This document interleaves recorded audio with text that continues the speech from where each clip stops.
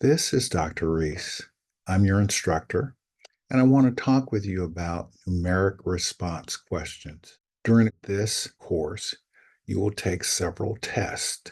Some of the questions on those tests will use what we call a numeric response format. In other words, a problem will be laid out on the test, and then there will be a rectangular box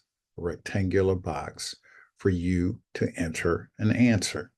I use the same format for all of my numeric response questions on all tests. Figure out what the correct answer is, and then type the answer into the rectangular box provided.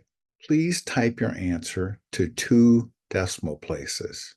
So let's say the answer is 15%.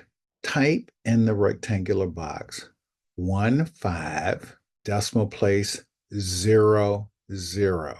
You always want to record your answers to 2 decimal places, even if what comes after the decimal place is a 0.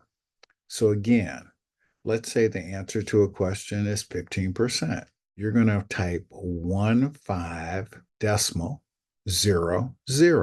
For you to get credit for that response, you need to type the answer in that format.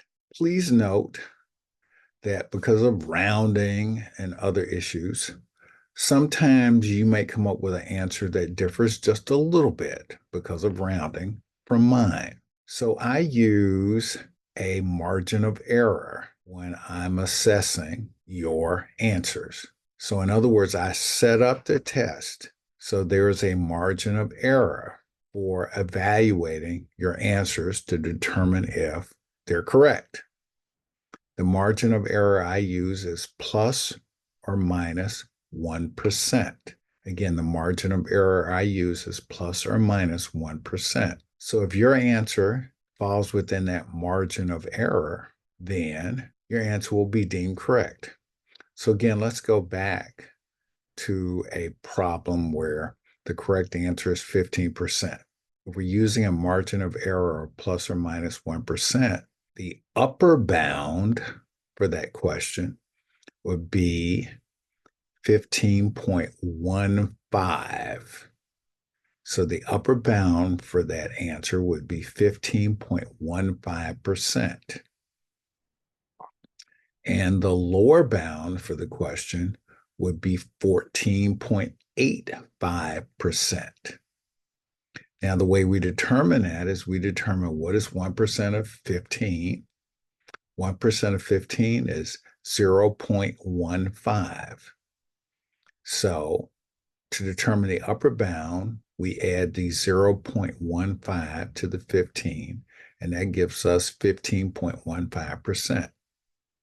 To determine the lower bound, we take 1% of 15, which is 0.15, and we subtract that from 15%, and that gives us 14.85%. So again, as long as your answer falls between 1% above or 1% below, then we'll deem that answer was entered correctly. Please note that when we enter answers, if it's a percentage, we do not put a percentage sign. If it's a dollar amount, we do not put a dollar sign in front of the answer. We just enter the number to 2 decimal places. We also do not put any commas when we enter our number. So in other words, if we have a number that is above 1,000, we don't enter commas to separate the hundreds from the thousands.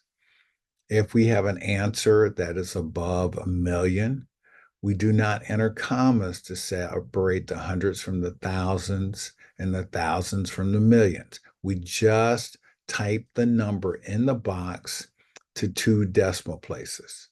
Now, please note, if you check your test after completing it and you see answers displayed, those answers will be displayed with commas in them because I formatted the test to display the answers with commas. But again, you should not enter any commas into your answer when you type it into the rectangular box. You should not enter any dollar signs, and you should not enter any percentages. You should just type the number to 2 decimal places and then press submit. If you do that, you're not going to have any problems getting credit for the work that you've done on numeric response questions. All right. Happy studying.